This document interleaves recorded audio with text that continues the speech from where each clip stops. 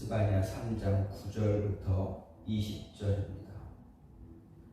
그때 내가 여러 백성의 입술을 깨끗하게 하여 그들이 다 여호와의 이름을 부르며 한 가지로 나를 섬기게 하리니 네게 구하는 백성들 곧 내가 흩은 자의 딸이 구스강 건너편에서부터 예물을 가지고 와서 내게 바칠지라.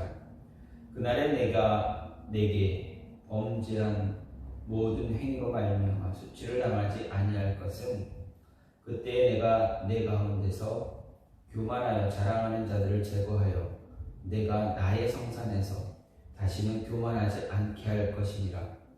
내가 곤고하고 가난한 백성을 내 가운데 남겨두리니 그들이 여호와의 이름을 의탁하여 보호를 받을지라.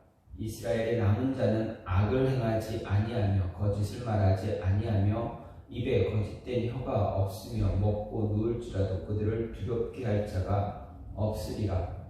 시온에 따라 노래할지어다. 이스라엘아 기쁘게 부를지어다. 예루살렘 따라 전심으로 기뻐하며 즐거워할지어다. 여호와가 내 형벌을 제거하였고 내 원수를 쫓아냈으며 이스라엘 왕 여호와가 내 가운데 계시니 내가 다시는 화를 당할까 두려워하지 아니할 것이라. 그날에 사람이 예루살렘에 이르기를 두려워하지 말라. 시온아 내 손을 늘어뜨리지 말라. 너희 하나님 여호와가 너희 가운데 계시니 그는 구원을 베푸실 전능자이시라. 그가 너로 말미암아 기쁨을 이기지 못하시며 너를 잠잠히 사랑하시며 너로 말미암아 즐거이 부르며 기뻐하시리라 하리라. 내가 절기로 말미암아 근심하는 자들을 모으리니 그들은 내게 속한 자라. 그들에게 지워진 짐이 치욕이 되었느니라. 그때 내가 너를 괴롭게 하는 자를 다 벌하고 저는 자를 구원하며 쫓겨나는 자를 모으며 온 세상에서 수욕받는 자에게 칭찬과 명성을 얻게 하리라. 내가 그때 너희를 이끌고 그때 너희를 모을지라. 내가 너희 목전에서 너희의 사로잡힘을 돌이킬 때에 너희에게 천하 만민 가운데서 명성과 칭찬을 얻게 하리라. 여호와의 말이니라. 아멘. 오늘 말씀 스바냐 3장 9절부터 20절 말씀입니다. 스바냐서는 각 장을 기준으로 해서 세 단락으로 나눌 수 있습니다. 1장은 심판에 관한 것이고 2장은 구원에 관한 것입니다. 3장은 악인을 심판하고 의인을 구원하실 것이다 라는 이야기입니다. 그 가운데서 오늘 3장 앞부분 1절부터 8절 말씀은 이스라엘의 타락에 관한 열거하는 것과 권면, 경고를 무시한 것에 대한 심판에 관한 이야기입니다. 이런 내용에 이어지는 오늘 말씀은 이방 열국의 회개와 남은 자 중심의 이스라엘 그리고 회복된 이스라엘의 기쁨에 대한 예언이 기록되어 있는 것을 볼 수가 있습니다.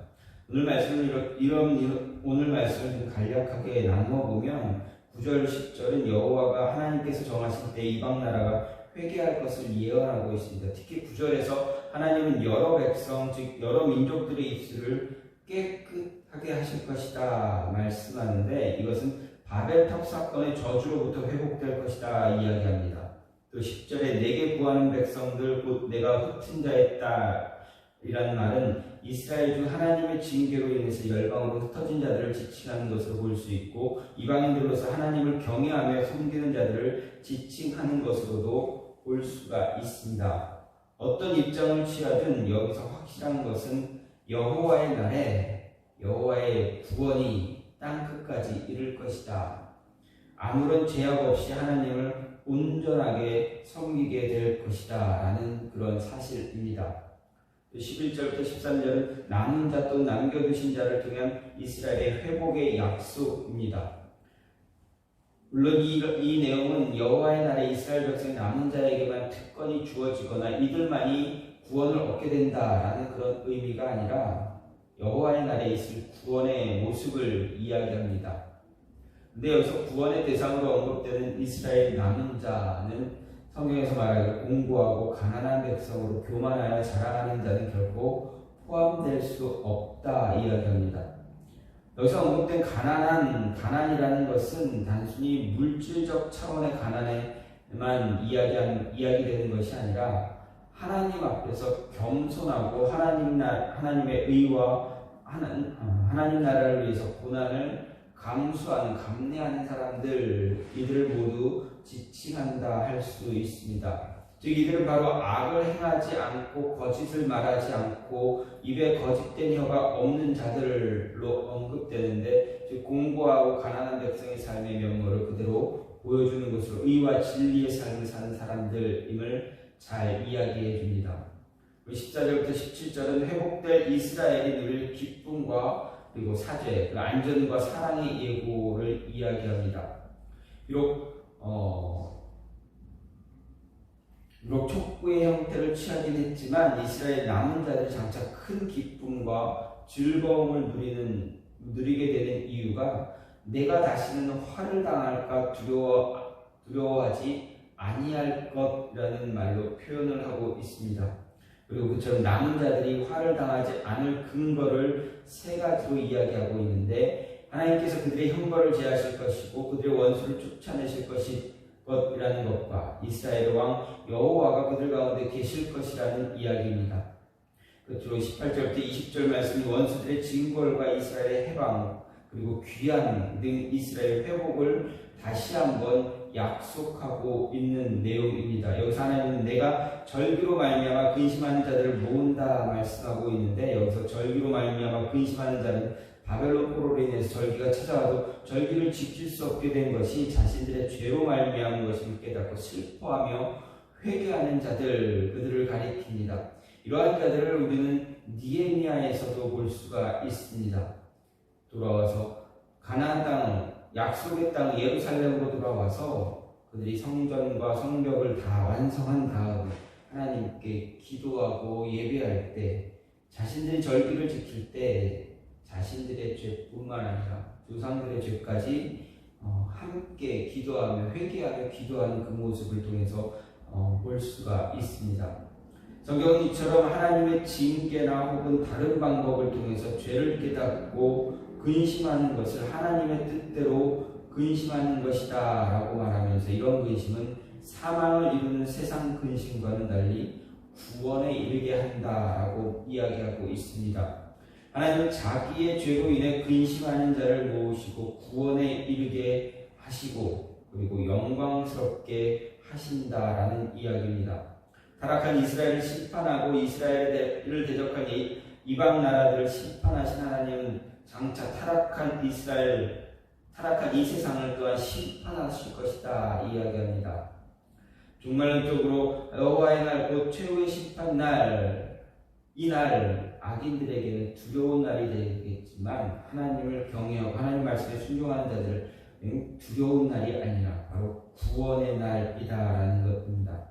하나님께서 우리에게, 이스라엘 백성들에게 그리고 또한 우리들에게 이런 구원의 날을 허락하실 때, 우리를 구원하실 때, 구원을 완성해 나가실 때, 구원을 완성해 나가실 때 우리에게 우리의 어떤 모습을 통해서 하나님께서 구원을 완성해 가는가를 오늘 말씀을 통해서 생각해 볼 수가 있습니다. 우리의 구원은 하나님의 말씀, 하나님에 의해서 전적으로 이루어집니다. 하지만 그 구원, 이루어진 이 구원, 우리에게 주어주신 이 구원을 완성하기 위해서 하나님께서는 우리를 또한 하나님이 기뻐하시는 모습대로 만들어 가신다라는 이야기입니다. 그럼 완성하기 위해서 만들어 가시는 그 모습, 오늘 말씀을 통해서 어떻게 우리로 하여금 그 구원을 완성하게 하시는가 생각해 보면, 먼저 깨끗한 입술을 갖게 하신다라는 말씀입니다. 9절 말씀을 보면, 그때 내가 여러 백성의 입술을 깨끗하게 하여 그들이 다 여호와의 이름을 부르며 한 가지로 나를 섬기게 하리니, 이렇게 이야기합니다. 그래서 하나님께서 이방 나라들 가운데서 구원의 역사를 일으킴으로 말미암아 온 세상 각처의 모든 사람들에게 있게 될 변화의 모습을 이야기하고 있습니다. 그중 첫 번째 두드러진 변화가 무엇입니까? 백성의 입술을 하나님께서 깨끗하게 하신다라는 말씀입니다. 1차적으로 과거 그들이 하나님을 알지 못함으로 여호와가 아닌 헛된 우상을 향해서 부르짖던 것과 연관된 표현입니다. 그래서 하나님께서 그들의 입술을 정결하게 하심으로 인해서 더 이상 우상을 구하거나 우상에게 기도하지 않게 하시고 오직 하나님만 섬기게 한다라는 표현으로 이해할 수가 있습니다. 즉 하나님께서 구원하신 결과 부정한 말, 불경한 말, 교만하고 음란한 말, 거짓된 말 이런 것들을 일삼았던 자들이 이제 하나님의 구원을 체험한 이후로 변화되어 깨끗한 말, 경건하고 겸손하고 순결하며 진실된 말을 내뱉게 입술을 통해서 고백하게 말하게 되었다라는 의미입니다. 하나님께서 구원을 허락하심으로 인해서 그 구원을 받은 자의 모습, 그들의 입술이 가장 먼저 변화돼서 그 변화된 모습으로 살아가는 것에 대해서 구원을 완성해 나간다라는 것입니다. 여기서 우리는 하나님께서 구원의 역사를 일으키실 때 있게 될 사건을 언급하시면서 가장 먼저 입술을 깨끗하게 하실 것이라 말하고 있다라는 것, 이것을 잘 생각하고 주목해야 합니다. 사실 하나님의 구원을 체험한 이들의 첫 번째 반응은 대개 하나님을 향한 감사의 고백입니다. 구원의 은혜에 대한 찬양의 모습입니다. 입술을 통해서 감사하고 찬양하게 된다, 신앙 고백을 하게 된다라는 이야기입니다. 그리고 조금 더 나아가면 그 구원을 선포할 뿐만 아니라 자신뿐만 아니라 주변에 있는 사람들에게까지 전하고 있다라는 것입니다. 구원을 선포하고 전하는 데까지 발전하게 됩니다. 하나님의 구원을 체험한 자에게서 볼 수 있는 가장 분명한 변화, 입술에서 찾을 수 있습니다. 그리고 이는 하나님을 섬기는 지속적인 신앙생활에서도 그대로 드러나게 됩니다. 하나님을 섬기기 위해서 우리가 당연히 해야 할 모습은 입술로 하나님을 찬양하는 것입니다. 하나님께 감사하고 하나님을 믿는 믿음을 고백하고 또 하나님의 거룩하고 은혜로운 이름을 선포하며 전해야만 합니다. 이와 관련해서 성경은 이것으로 우리가 주 아버지를 찬송하고 또 이것으로 하나님의 형상대로 지음을 받은 사람을 저주하나니 한 입으로 찬송과 저주가 나는도다. 내 형제들아 이것이 마땅치 아니하다라고 야고보서 3장은 이야기하고 있습니다. 따라서 그리스도인 성도 구원받은 자라고 고백하면서 입술에 말을 제어하거나 정결케 하지 않는 이들이 있다면 그 입술을 정결케 하고자 힘써야 한다라는 것입니다. 시편에서는 주의 장막과 주의 성산에 거하는 것으로 구원의 삶을 상징하고 그처럼 구원의 삶을 살기에 합당한 자의 자질로 여러 가지 항목을 제시하면서 그중 진실을 말하고 그의 혀로 남의 허물을 이야기하지 않고 이웃을 비방하지 않는 삶을 살아야 한다 분명하게 지적하고 있습니다. 이것은 거짓을 말하거나 남의 허물을 고집스럽게 들춰내는 그런 이웃을 비방하는 것을 그치지 않는다면 주의 장막과 성산에 거할 수 없다라는 의미입니다.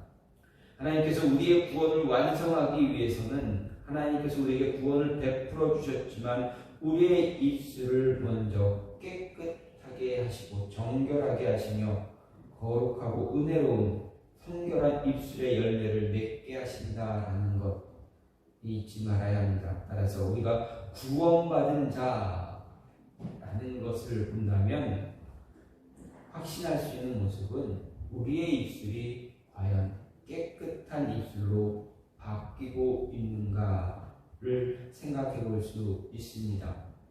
우리의 입술을 깨끗하게 정결하게 우리 입술이 깨끗하고 정결하게 바뀌어가고 있다면 우리의 구원이 이루어지고 그 구원을 하나님께서 완성해 가신다라는 것을 알 수가 있습니다.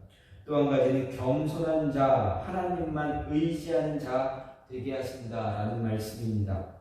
12절 말씀을 보면 내가 곤고하고 가난한 백성을 내 가운데 남겨두리니 그들이 여호와의 이름을 의탁하여 보호를 받을지라 이렇게 말합니다. 이 말씀은 표면적으로 보면 하나님께서 자신의 백성들 가운데 가난하고 공고한 자들을 남겨둘 것이고 그들이 하나님의 이름으로 말미암아 도움으로 살아갈 살아가게 될 것이다, 될 것이라 이해할 수 있습니다. 하지만 이런 말씀은 문맥을 감안해서 생각해 보아야 합니다. 즉 앞에 11절 내용과 연결해서 이해하면 정확하게 이해할 수가 있습니다. 11절 후반부를 보면 내가 내 가운데 교만하여 자랑하는 자들을 제거하여 내가 나의 성산에서 다시는 교만하지 않게 할 것이다 라고 말하는 말씀이 있습니다. 이를 보면서 보게 되면 하나님께서 남겨두시는 자로 제시되는 공고한 가난한 백성, 이 백성은 11절에 교만하여 자랑하는 자들과 대조되는 자입니다. 그리고 11절에서 교만하여 자랑하는 자를 제거하는 장소로 제시되는 나의 성산은 하나님의 구원과 통치가 임하는 것을 이야기합니다. 따라서 공고하고 가난한 백성들은 문자적 의미 그대로 곤경에 처한 자들, 가난해서 먹고 살기 힘든 자들, 그런 사람들을 이야기하기보다는 자기 스스로 구원받을 수 없다라고 인정하고 겸손하게 하나님을 의지하는 사람들, 그런 겸손한 자들, 마음이 가난한 자들을 이야기한다 할 수가 있습니다. 이것을 통해서 우리 하나님께서 오직 하나님만 의지하는 겸손한 자들, 마음 가난한 자들을 남겨두시고 그들을 구원하신다는 사실을 우리가 알 수가 있습니다. 이것은 거꾸로 보면 오직 그들만이 하나님의 참된 백성이다라는 것을 나타내주고 있습니다. 이런 말씀은 하나님의 구원과 관련한 성경의 많은 가르침들과 같은 맥을 같이 하고 있습니다. 우리가 알듯이 성경은 구원을 위해 다른 조건을 제시하지는 않습니다. 하나님의 백성이 되고 구원받는 것은 그가 무엇을 하고 어떤 업적을 세우고 어떤 자격을 갖추었기 때문에 구원받은 것은 아닙니다. 구원받을 자가 하는 것이라고는 오직 자신의 연약함, 부족함을 인정하고 고백하는 것입니다. 하나님을 절대적으로 신뢰하고 하나님이 베푸시는 구원을 소망하는 것뿐입니다. 하나님만 의지하고 자신의 부족함, 연약함을 인해서 스스로 구원받을 수 없음을 고백하고 하나님 앞에 겸손할 수 있는 자, 겸손한 자, 그들에게 하나님의 구원이 임하게 됩니다. 그래서 심령이 가난해서 항상 하나님께서 구원의 은혜로 채워주심을 갈망해야만 합니다. 성경에 기록된 구원과 관련된 그런 증거들을 보게 되면 먼저 하나님 나라의 왕이신 예수님, 모든 세대 성도들, 그리스도인들의 구주이신 예수님은 우리가 잘 알듯 하나님이 세상을 이처럼 사랑하사 독생자를 주셨으니 이는 그를 믿는 자마다 멸망하지 않고 영생을 얻게 하려 하시리라 이렇게 선언하셨습니다. 즉 자신의 이름을 의탁하는 자, 자신의 예수 그리스도의 이름을 의지하는 자만이 구원을 얻을 것이다 분명하게 말하고 있습니다. 또 성경은 멸망받을 자와 구원받을 자의 삶의 차이를 잘 나타내는 교만과 겸손에 대해서도 하나님이 교만한 자를 물리치시고 겸손한 자에게 은혜를 주신다 이렇게 말합니다. 오늘 말씀에 하나님께서 자신의 성산을 남기실 자로 제시하는 곤고하고 가난한 백성들에 관련해서 예수님은 심령이 가난한 자가 복이 있다 말씀하시고 그들에게 천국이 주어질 것이다 약속하셨습니다. 이런 가르침과 성경의 증거를 보면서 예수님의 말씀을 통해서 우리가 하나님을 신뢰하고 교만하거나 자랑하는 태도를 버리고 겸손히 자신을 낮추고 가난하고 빈 마음으로 하나님의 구원을 소망하는 그런 삶을 살아갈 때 가난한 심령으로 겸손하게 하나님을 의지하게 될 때 우리의 구원은 완성되어진다라는 말씀입니다. 마지막으로 하나님의 구원의 완성은 우리 안에서 우리와 함께 완성되어진다라는 말씀입니다. 17절 말씀을 보면 너의 하나님 여호와가 너의 가운데 계시니 그는 구원을 베푸실 전능자이시라. 그가 너로 말미암아 기쁨을 이기지 못하시며 너를 잠잠히 사랑하시며 너로 말미암아 즐거이 부르며 기뻐하시리라.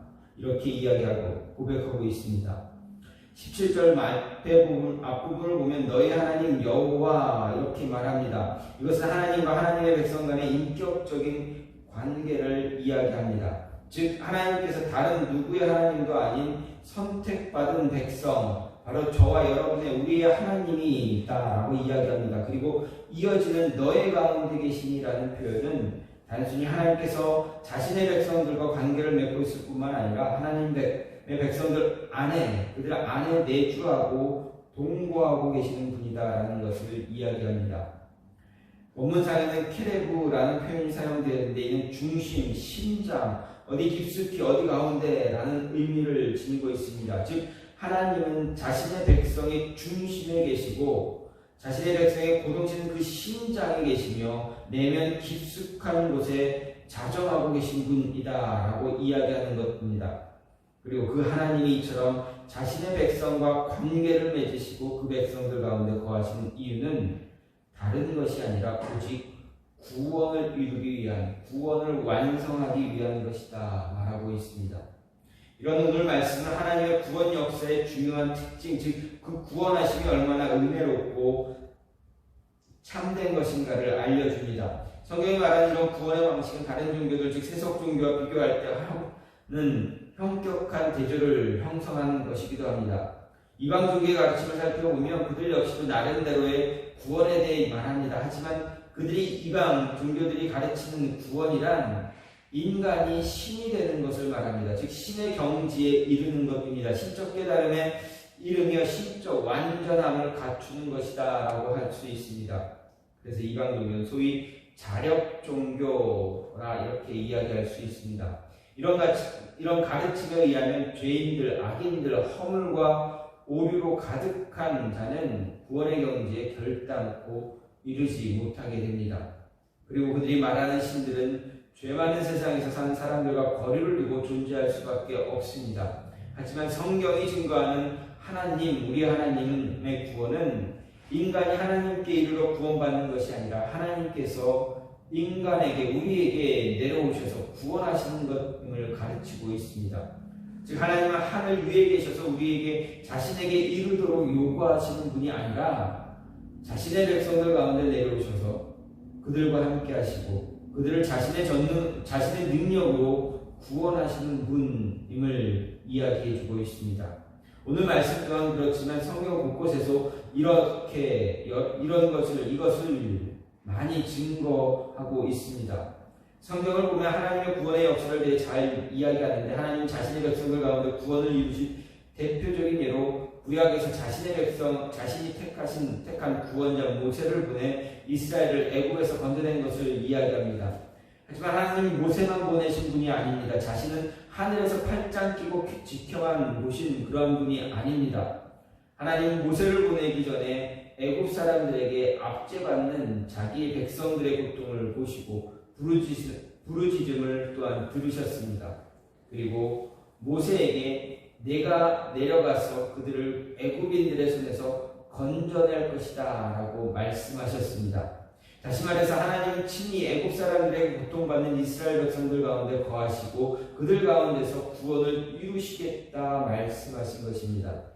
그래서 하나님은 모세와 더불어 자신의 권능과 위엄을 드러내시고 이스라엘을 친히 인도해내시고 애굽에서 나온 이스라엘 가운데 임재하심으로 이스라엘을 인도하는 구름기둥과 불기둥을 통해서 자신을 보여주셨습니다. 이것을 출애굽기 본문에서는 여호와께서 그들 앞에서 가시매라는 표현을 사용하고 있습니다. 이런 하나님의 구원의 역사는 신약시대를 통해서 예수님의 사역을 통해서 더 분명하게 알 수가 있습니다. 예수님은 하나님의 아들이시고 하나님의 자신이십니다. 곧 하나님께서 친히 자신의 백성을 구원하기 위해서 그 백성들 가운데 거하시고 세상 누구도 가까이 하지 않을 그런 나병한 자, 창기, 세리, 죄인들에게도 천국 복음을 전하시면서 구원에 이르게 하신 것입니다. 또 예수님은 친히 십자가에 자신의 몸을 내어주기까지 하심으로 인해서 죄 많고 허물 많고 수치와 저주의 그러한 저주에서 우리를 친히 구원해내신 것입니다. 우리는 그 누구든지 상관없이 우리 스스로 구원에 이를 수 없습니다. 우리 스스로 온전해지거나 의로워질 수가 없습니다. 우리 형편이 그렇기 때문에 우리 스스로는 어떻게도 구원에 이를 수가 없습니다. 그런 우리가 구원의 소망을 가질 수 있는 것 바로 우리의 하나님 되시고 우리 가운데 친히 오셔서 우리를 구원하시는 그런 전능하신 하나님으로 말미암게 됩니다. 은혜롭고 확실한 구원의 진리를 굳게 붙잡고 우리를 구원의 길로 인도하시고 구원의 역사를 주도적으로 이루시는 그런 하나님을 우리는 한결같이 신뢰하고 붙잡아야 합니다. 하나님께서 우리에게 구원을 허락하시고 그 구원을 완성하시기 위해서 우리 안에, 저와 여러분의 안에 친히 들어와 계시고 그리고 함께 언제나 함께 동행하시며 그 구원을 이루어 가신다, 완성해 가신다라는 말씀입니다. 분명 하나님은 우리에게 구원을 허락하시고 우리가 구원받게 해 주셨습니다.